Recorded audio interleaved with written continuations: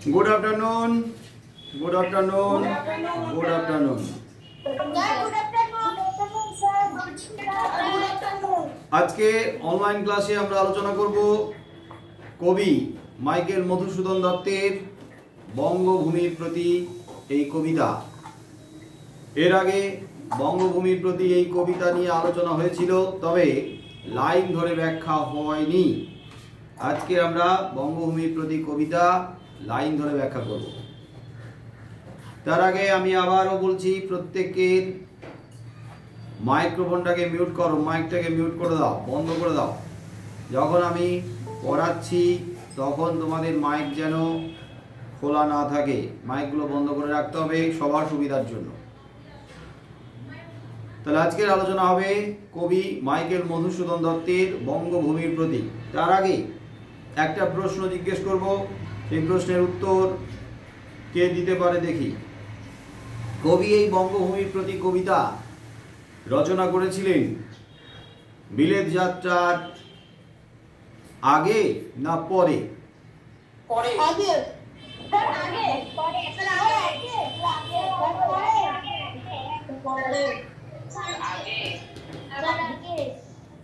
গত ক্লাসে আলোচনা করে দিয়েছিলাম যে বেশিরভাগের ধারণা আছে যে কবি বঙ্গভূমির প্রতি এই কবিতা লিখেছিলেন বিদেশে গিয়ে, বিলেত যাত্রার পরে। বেশিরভাগের এই ধারণা আছে, কিন্তু এই কবিতা বিলেত যাত্রার আগে লিখেছিলেন। বিলেত যাত্রা করেছিলেন যে সময়, তার ঠিক আগে আগে তিনি কিন্তু এই কবিতাটা লিখেছিলেন। তার মানে কবি যখন দেশ ছেড়ে বিদেশে যাচ্ছেন, কবি যখন তার বঙ্গভূমি তথা বঙ্গমাতাকে ছেড়ে, মাতৃভূমিকে ছেড়ে বিদেশ যাত্রা করছেন, একটা স্বপ্ন নিয়ে, একটা উদ্দেশ্য নিয়ে, একটা ইচ্ছে নিয়ে, মনের স্বাদ নিয়ে, তার ঠিক আগে আগে কিন্তু রচনা করে যাচ্ছেন। তাহলে কবি বঙ্গমাতাকে, বঙ্গভূমিকে ছেড়ে যাওয়ার আগে লিখছেন। তাহলে ছেড়ে যাচ্ছেন কি কারণে, সেটা কিন্তু আমাদের ধারণা আছে, আমাদের কিন্তু সবারই জানা আছে। কবি কিন্তু ব্যারিস্টারি পড়তে যাচ্ছিলেন, বিলেত যাত্রা করছেন। বিলেত মানে কিন্তু ইংল্যান্ড। ইংল্যান্ড যাত্রার আগে কবি তার কৃতকর্মের জন্য, তিনি যে ভুল করেছেন সেই ভুলের জন্য তার বঙ্গমাতার কাছে দোষ স্বীকার করছেন, ভুল স্বীকার করছেন, ক্ষমা স্বীকার করছেন, ক্ষমা চাইছেন, ক্ষমা প্রার্থী। মানুষ অনেক সময় ভুল করে, কিন্তু সেই মানুষ যদি আবার নিজের ভুল নিজে বুঝতে পারে, বুঝতে পেরে ক্ষমা চায়, তাহলে তাকে ক্ষমা করে দেওয়া উচিত কিনা বলো, তোমরাই বলো। কেউ যদি নিজে সত্যি ভুল বুঝতে পেরে ক্ষমা চায়, তাকে কি ক্ষমা করে দেওয়া উচিত? ক্ষমা করে দেওয়া উচিত?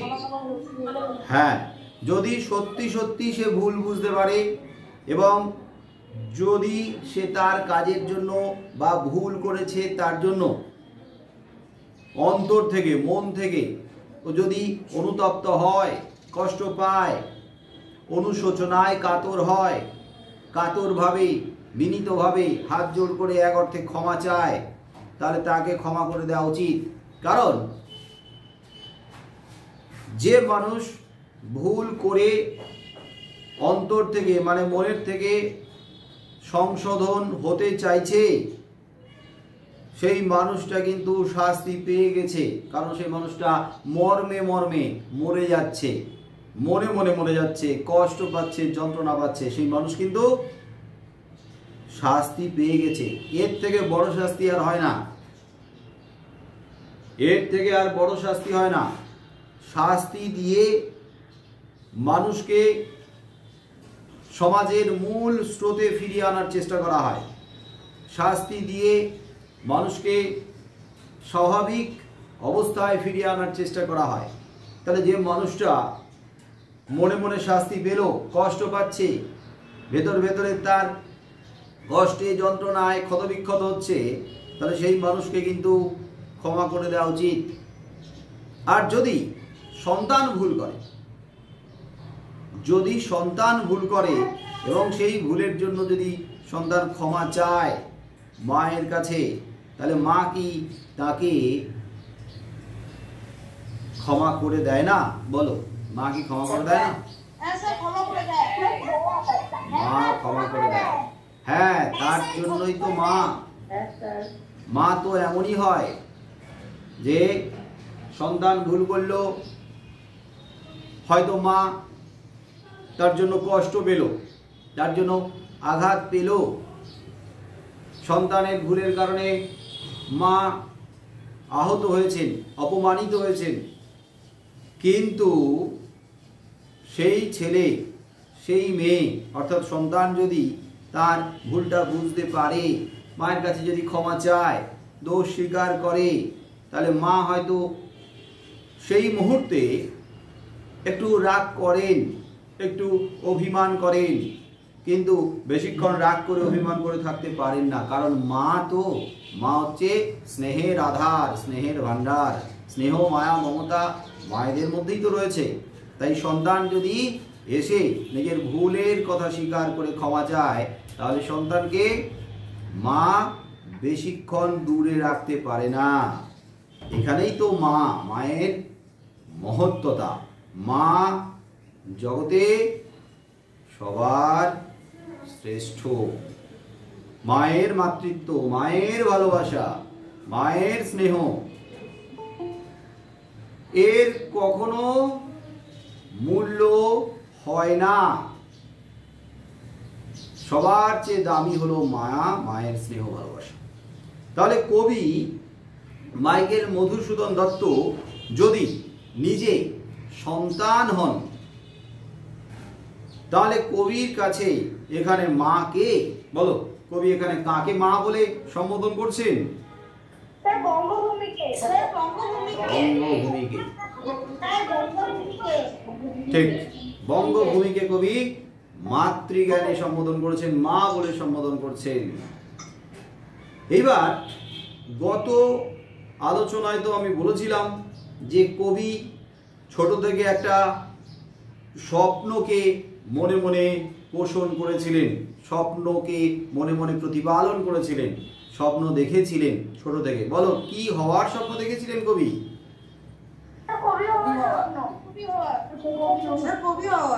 স্বনামধন্য কবি হয়ে উঠবেন, বড় মাপের কবি হয়ে উঠবেন, বিশ্ব সেরা কবি হয়ে উঠবেন। আর সেই বিশ্ব সেরা কবি কোন ভাষায়? বাংলা ভাষায় না বিদেশি ভাষায়? কোন ভাষার কবি হয়ে উঠতে চেয়েছিলেন? বিদেশি ভাষায়, ইংরেজি ভাষায়।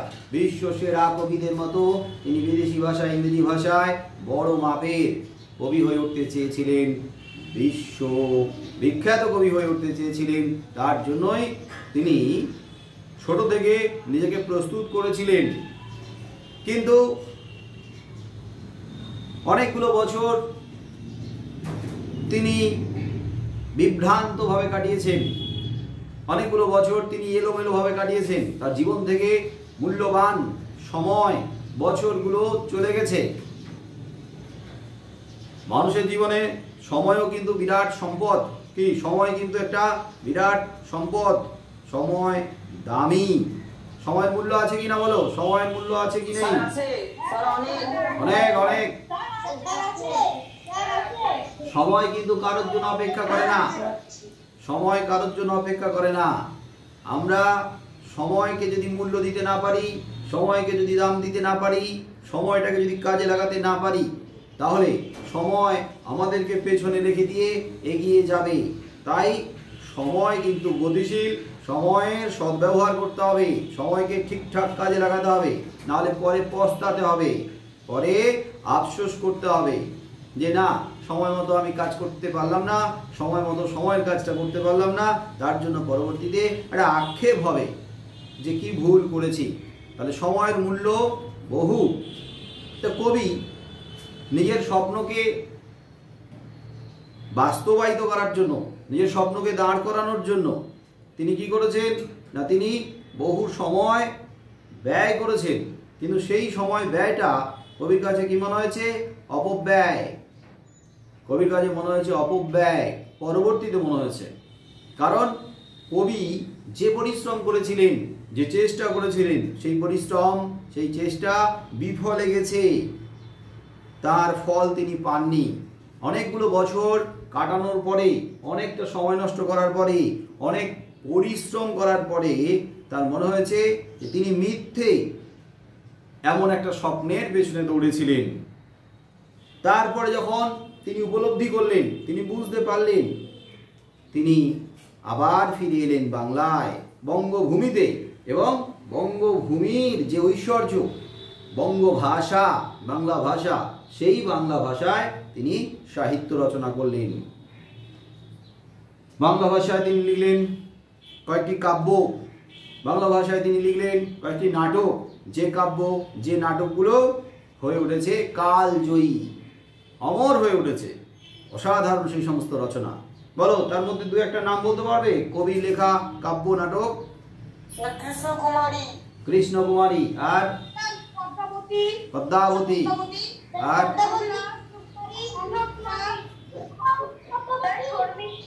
শর্মিষ্ঠা, এগুলো নাটক। শর্মিষ্ঠা, পদ্মাবতী, কৃষ্ণকুমারী, এগুলো নাটক। তার কাব্যের নাম বলতে পারবে দু একটা?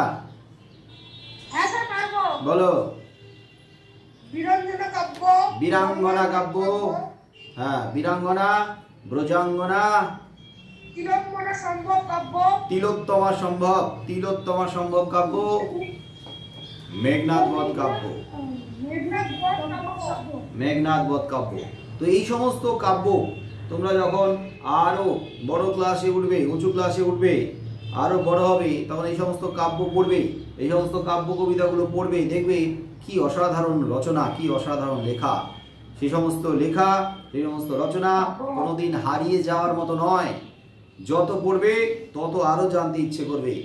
এত ভালো লাগার রচনা, ভিন্ন ধরনের রচনা, অন্য ধরনের রচনা। সাধারণত যে ধরনের রচনাগুলো আমরা পড়ে থাকি তার থেকে একটু আলাদা ধরনের রচনা। তো সেই সমস্ত রচনাগুলো পড়লে দেখবে ভালো লাগবে। হয়তো এই সময় পড়লে ওই সমস্ত কাব্যগুলোর অর্থ বুঝতে পারবে না, কিন্তু আরো বড় হওয়ার পরে বুঝতে পারবে। এই ক্যামেরাটাকে কে অন করে রেখেছিস রে? ক্যামেরা অফ করে রাখ, ডিস্টার্ব হচ্ছে। ক্যামেরা, আমার ক্যামেরাটাই অন থাকবে শুধু। তাহলে কেন দেখা যাচ্ছে? নেই তো, দেখা যাচ্ছে, দেখা যাচ্ছে। দেখ, আমার নাম খোঁজ, আমার নাম নিচের দিকে আছে, আমার নামের যে নাম্বারটা, ওই নাম্বারে পিনটা করো, তাহলে দেখতে হবে। স্যার, কালকে আমি গুগল মিট আপডেট করছি, আপনার ছবি দেখা যাচ্ছে না। কি বলিস? আরেকবার লেফট করে মোবাইল রিফ্রেশ করে আবার দাও। তো যে আলোচনায় ছিলাম, যেখানে ছিলাম, যে কবি এই সমস্ত অমর সৃষ্টি করে গেছেন, অমর রচনা লিখেছেন। তিনি যে খুব বেশি সংখ্যক লিখেছিলেন তা নয়, তবে যে কয়েকটা তিনি লিখেছেন সেই কয়েকটা কাব্য তাকে অমর করে দিয়েছে, তাকে শ্রেষ্ঠ, অন্যতম শ্রেষ্ঠ কবির মর্যাদা দিয়েছে। যাই হোক, তো এই সমস্ত কাব্য রচনার পরে তিনি ব্যারিস্টারি পড়ার জন্য বিলেত যাত্রা করছেন। বিলেত যাত্রা করার আগে কবি বিলেত যাত্রা করছেন 1862 খ্রিস্টাব্দে জুন মাসের দিকে, আর তার ঠিক 2-1 মাস আগে কবি এই কবিতাটা রচনা করছেন বঙ্গভূমির প্রতি। তাহলে এটা সবার মনে থাকবে যে বঙ্গভূমির প্রতি কবিতা তিনি কিন্তু বিলেত যাত্রার পরে নয়, বঙ্গভূমির প্রতি কবিতা তিনি বিলেত যাত্রার আগেই রচনা করছেন। মনে থাকবে তো?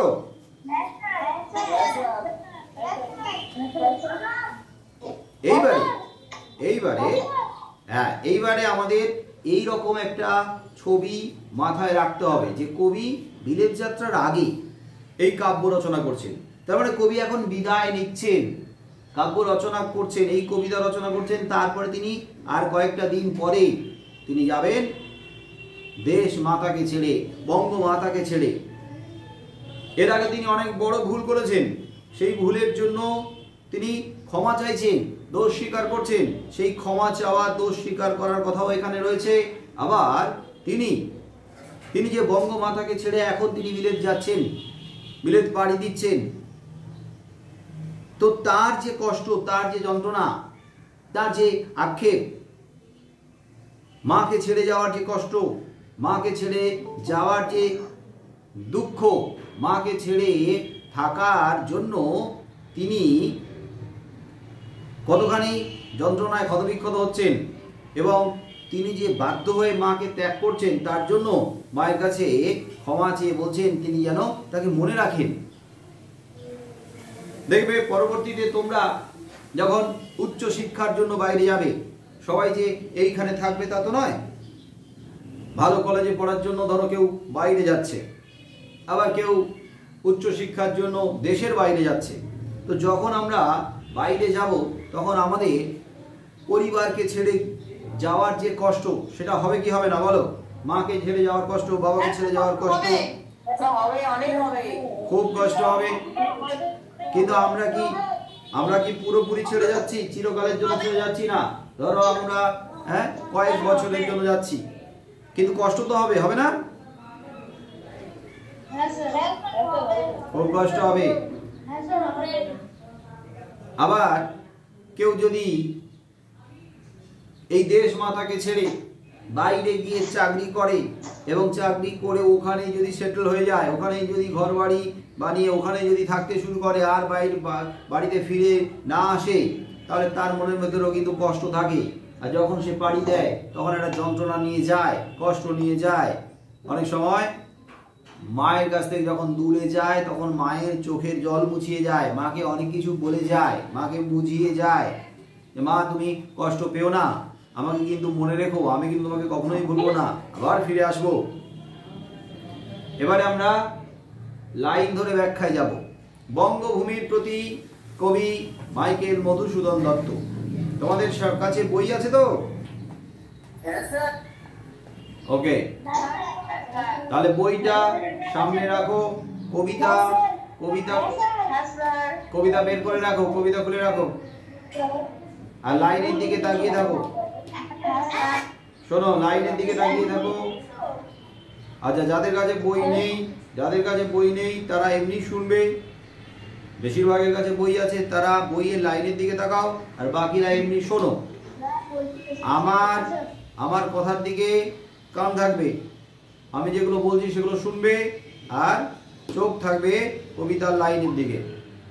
দেখো, বঙ্গভূমির প্রতি মানে উদ্দেশ্যে, তাহলে বঙ্গভূমির প্রতি মানে বঙ্গভূমিকে উদ্দেশ্য করে কবি বলছেন।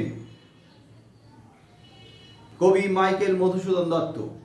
প্রথমেই আছে কবি বাইরনের একটা ইংরেজি কোটেশন, উদ্ধৃতি, my native land good night, শুভরাত্রি my native land. Native land মানে স্বদেশ, মাতৃভূমি, নেটিভ ল্যান্ড দেশ মাতা, জন্মভূমি, native land. My native land good night, আমার জন্মভূমি, আমার মাতৃভূমি, শুভরাত্রি। কবি বঙ্গভূমির প্রতি, বঙ্গভূমির উদ্দেশ্যে, বঙ্গভূমিকে উদ্দেশ্য করে বলছেন, অর্থাৎ বঙ্গভূমি কবির চোখে বঙ্গমাতা, কবির এই বঙ্গমাতা, এই মাতৃভূমি কবির কাছে মাতৃতুল্য মা, জন্মদাত্রী মা। আমাদের কাছে আমাদের মা যেমন, কবির কাছে এই বঙ্গভূমি, এই মাতৃভূমিও সেমনি মাতৃরূপা। কবি সেই বঙ্গভূমি তথা মাতৃভূমিকে উদ্দেশ্য করে বলছেন, রেখো মা দাসের মনে এ মিনতি করি পদে, তোমার ওই পদে, তোমার ওই পায়ে, তোমার ওই শ্রীচরণে মিনতি করছি মাগো, মিনতি করছি, কাতরভাবে মিনতি করছি, অনুরোধ করছি, হাত জোড় করে বিনম্রভাবে অনুরোধ করছি মাগো তোমার ওই পায়ে। কি অনুরোধ করছি? সাধিতে মনের স্বাদ, ঘটে যদি পরমাদ, মধুহীন করুণা গো তব মনঃ কোকনদে। রেখো মা দাসের মনে। কবি নিজেকে দাস বলে তুলে ধরেছেন। দাস মানে কি বলো, কে পারবে? দাস মানে কি? চাকর, কাজের লোক। চাকর, কাজের লোক, এই সমস্ত কথা আমরা বলবো না, আমরা একটু সুন্দর করে ভাষা দিয়ে বলবো। দাস মানে হচ্ছে ভৃত্য, ভৃত্য মানেও চাকর, দাস ভৃত্য, দাস মানে সেবক। আচ্ছা, মায়ের কাছে সন্তান সব সময় ছোট্ট থাকে, ছোট থাকে না? হ্যাঁ স্যার। সন্তান যত বড়ই হোক না কেন, সন্তান যত প্রতিষ্ঠিতই হোক না কেন, সন্তান যত বয়স্ক হোক না কেন, মায়ের কাছে কিন্তু সন্তান সন্তান থাকে, মায়ের কাছে কিন্তু সন্তান ছোট্টটি থাকে। মায়ের থেকে কোনোদিনই কখনোই সন্তান বড় হতে পারে না, সবার উপরে মা। তাই কবি বলছেন নিজেকে দাস বলে মায়ের কাছে কবি তথা প্রত্যেকটা সন্তান তো দাস, সেবক তুল্য। প্রত্যেকটা সন্তান মায়ের কাছে ভৃত্য তুল্য, ভৃত্যের মতো, তুল্য মানে মতো, ভৃত্যের মতো সবসময় বিনম্র, সবসময় নম্র, ভদ্র, বাধ্য হয়ে থাকবে, সবসময় হয়ে থাকবে আজ্ঞাবাহী। মা যা আদেশ করবে, মা যা বলবে সেটাই হবে আদেশ, মা যা আদেশ করবে সেটাই হবে শিরোধার্য, মা যা বলবে সেটাই শুনতে হবে, কারণ সন্তান তো মায়ের কাছে দাস তুল্য। কবি নিজেকে দাসের সঙ্গে তুলনা করেছেন, আর সেই বঙ্গভূমি তথা বঙ্গমাতার কাছে কবি দাস, ভৃত্য, চাকর তুল্য। তাই মায়ের সঙ্গে যখন কথা বলবে তখন কোনো অহংকার প্রকাশ পাবে না, কোনো ঔদ্ধত্য প্রকাশ পাবে না, কখনো জাহির করবে না, নিজেকে বড় বলে জাহির করবে না, কারণ মা সবার ঊর্ধ্বে, মাই বড়। মায়ের কাছে সন্তান একেবারে ছোট্ট, তার মানে খুব নম্র, ভদ্র, বিনম্র হয়ে কথা শুনবে, সমস্ত কথা আদেশ হিসাবে পালন করবে। তো কবিও তার সেই মাতৃভূমি তথা বঙ্গভূমির কাছে হাত জোর করে মিনতি করছে, মাগো রেখো দাসের মনে, এই দাসকে তুমি মনে রেখো মা। তাহলে দাস বলতে কবি কাকে বোঝালো? নিজেকে। কবি দাস বলতে নিজেকে বোঝালেন। কবি বলছেন মাগো আমাকে মনে রেখো, আমি এই যে যাচ্ছি। কোথায় যাচ্ছেন কবি বলো? এই যে আর কদিন পরে যাব, কোথায় যাচ্ছেন কবি? হ্যাঁ, বিদেশে যাচ্ছেন। মাগো রেখো মা দাসের মনে, মাগো আমাকে ভুলো না গো মা, মা আমাকে ভুলো না, আমাকে মনে রেখো, এই মিনতি তোমার কাছে করছি, এই অনুরোধ তোমার কাছে করছি, কাতরভাবে হাত জোর করে এই আবেদন তোমার কাছে রাখছি, কি যে মা তুমি আমাকে ভুলো না, কখনো যেন ভুলে যেও না গো মা। সাধিতে মনের স্বাদ, স্বাদ মানে ইচ্ছে, মনের স্বাদ মনের ইচ্ছে, সাধিতে মানে সাধন করতে, মানে সম্পন্ন করতে, মানে মনের ইচ্ছে পূরণ করতে। মাগো মনের ইচ্ছে পূরণ করতে এই যে আমি যাচ্ছি, এই যে আমি বিলেত যাত্রা করছি, এই যে আমি বিদেশ যাত্রা করছি, তো ওখানে গিয়ে যদি ঘটে পরমাদ, ঘটে যদি পরমাদ, যদি পরমাদ ঘটে যায়, পরমাদ মানে প্রমাদ, যদি প্রমাদ, যদি বিপদ আপদ ঘটে যায়, যদি অঘটন ঘটে যায়, যদি কোনো একটা দুর্ঘটনা ঘটে যায়, অর্থাৎ আমি যদি ওখানে গিয়ে বিপদে পড়ি, আমি যদি না থাকি, আমি যদি মারা যাই, এরকম কোনো অঘটন যদি ঘটে যায়, তাহলে মা তুমি কি তোমার সন্তানকে ভুলে যাবে? বলো, তুমি কি তোমার সন্তানকে ভুলে যাবে? কোনোদিনই ভুলবে না। হ্যাঁ, কোনোদিনই ভুলবে না, কোনোদিনই ভুলবে না। কিন্তু ছেলে তো ভুল করেছে, এতদিন ধরে তো কবি সন্তান তুল্য কবি ভুল করেছে, তাই কবি হয়তো ভাবছেন মা এখনো পর্যন্ত অভিমান করে রয়েছেন, মা এখনো পর্যন্ত কষ্ট পাচ্ছেন, মা এখনো পর্যন্ত বোধহয় মুখ ফিরিয়ে রেখেছেন, আবার সেই সন্তান বিলেত যাত্রা করছেন, নিশ্চয়ই মা কষ্ট পাচ্ছেন। তাহলে মার কাছে কাতরভাবে বলছে, মাগো যদি আমার মনের ইচ্ছে সাধন করতে, আমার মনের ইচ্ছে পূরণ করতে গিয়ে ওখানে কোনো অঘটন ঘটে যায়, বিপদ আপদ হয়ে যায়, তাহলে তুমি আমাকে ভুলে যেও না, মধুহীন করো না গো তব মনঃ কোকনদে, তোমার এই মনের কোকনদ থেকে তুমি মধুহীন করো না, তুমি মধুহীন করো না। এখানে মধু বলতে কাকে বোঝানো হয়েছে? মধু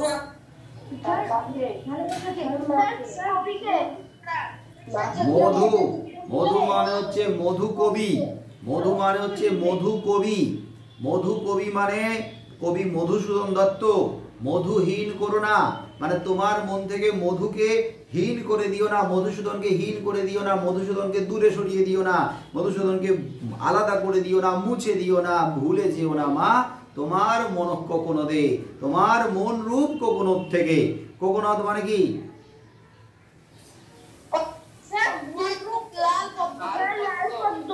কোকোনদ মানে লাল পদ্ম, লাল পদ্ম, লাল রঙের পদ্ম, হ্যাঁ লাল বর্ণের পদ্ম। এবারে এই, হ্যাঁ ঠিক আছে, এই উপমার ব্যাখ্যাটা একটু শোনো।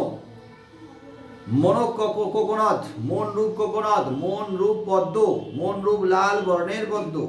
এখানে লাল বর্ণের পদ্ম মানে লাল বর্ণের পদ্ম কেন বলা হলো? আসলে মায়ের মন কষ্টে যন্ত্রণায় যেন ক্ষতবিক্ষত হয়েছে, রক্তাক্ত মায়ের মন, তাই কবি মায়ের মনকে কোকোনদের সঙ্গে, লাল বর্ণের পদ্মের সঙ্গে তুলনা করেছেন। আবার পদ্ম ফুলের সঙ্গে কেন তুলনা করেছেন?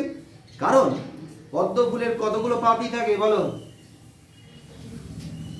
100টা, শত, তাই পদ্ম ফুলের সমার্থক শব্দ আর এক নাম হচ্ছে শতদল।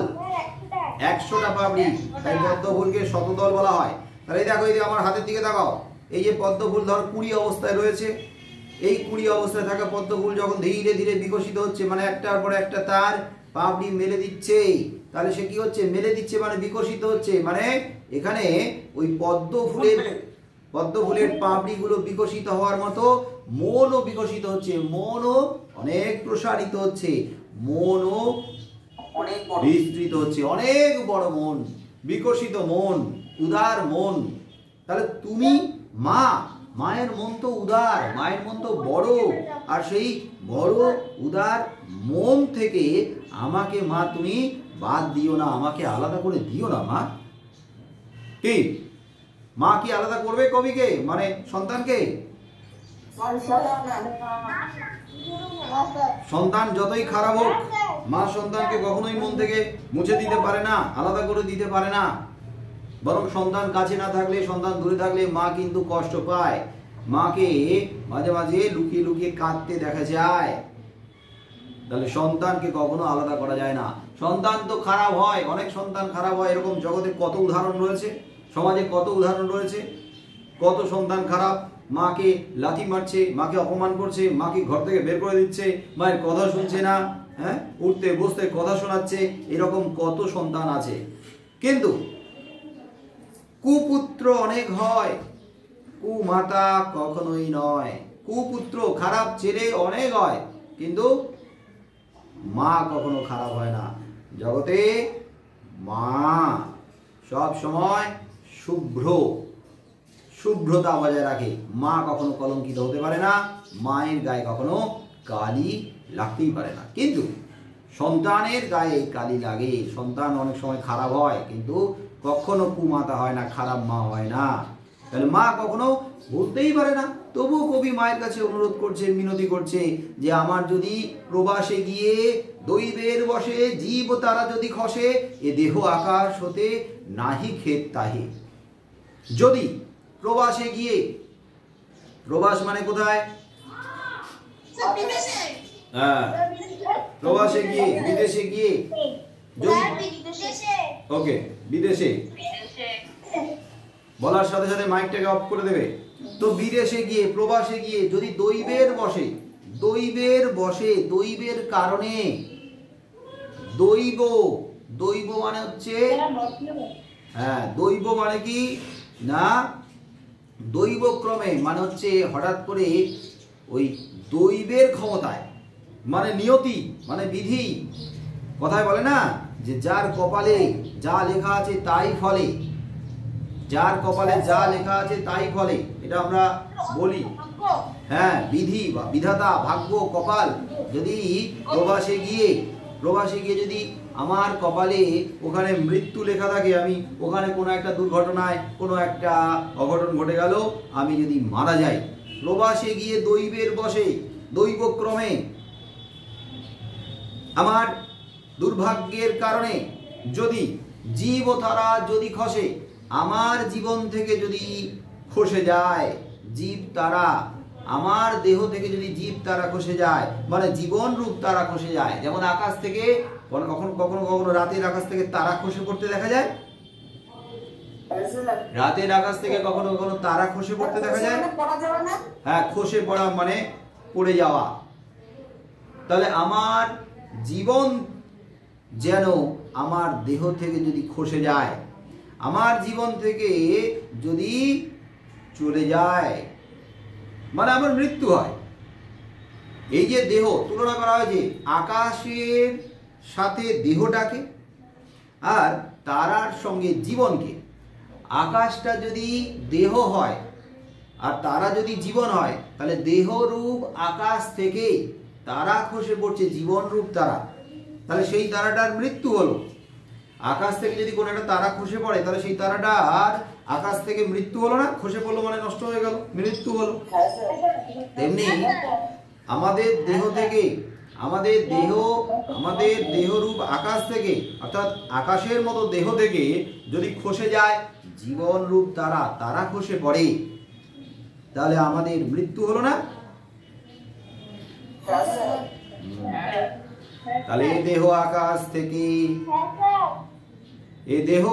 থেকে জীব তারা যদি খসে, তাহলে জীবন যদি খসে যায়, যদি মারা যায়, নাহি খেদ তাহে, মাগো তাহলে খেদ নাই। খেদ মানে আক্ষেপ নাই, আমি আক্ষেপ করব না। আমি যদি মারাও যাই আক্ষেপ করব না। বলো তো, কবি যদি মারা যায় বিদেশে গিয়ে, কবি যদি প্রবাসে গিয়ে মারা যায়, কোনো দুর্ঘটনা ঘটে, অঘটন ঘটে, তাহলেও তার কোনো আক্ষেপ থাকবে না, কষ্ট থাকবে না, খেদ থাকবে না। কেন খেদ থাকবে না? কখন খেদ থাকবে না? যদি কি হলে খেদ থাকবে না?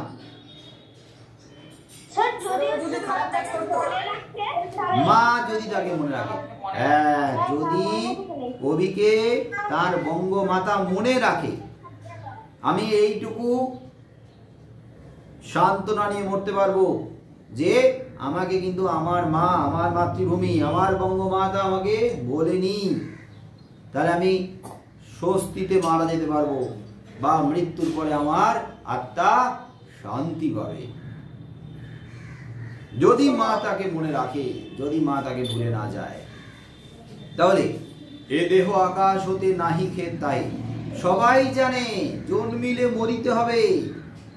কি এটা তো ঠিকই নাকি? যার জন্ম আছে তার মৃত্যু আছে, সবাই জানো তো? যার জন্ম আছে তার মৃত্যু আছে, মানে যা জন্ম নেয়, যার জীবন আছে তাকে কিন্তু মরতেই হবে। এটাই কিন্তু জগতের নিয়ম, এটাই বিধির বিধান। মৃত্যু হবেই, জন্ম যার আছে মৃত্যু হবে। তাহলে জন্মিলে মরিতে হবে, এটা তো সহজ কথা। এটা যদি আমরা বুঝে নিই যে জন্ম যার আছে মৃত্যু তার হবে, তাহলে মৃত্যুর ভয় কিন্তু কেউ ভয় পাবে না। কারণ একদিন তো একদিন মরতে হবে, নাহলে আগে নাহলে পরে, মরতে তো হবেই। তাহলে প্রতিটা মুহূর্তে আমি মরার ভয়ে কেন থাকবো বলো? একবারই তো মরতে হবে। এই জন্য এই না জানি মরে গেলাম, এই না জানি মরে গেলাম, এই না জানি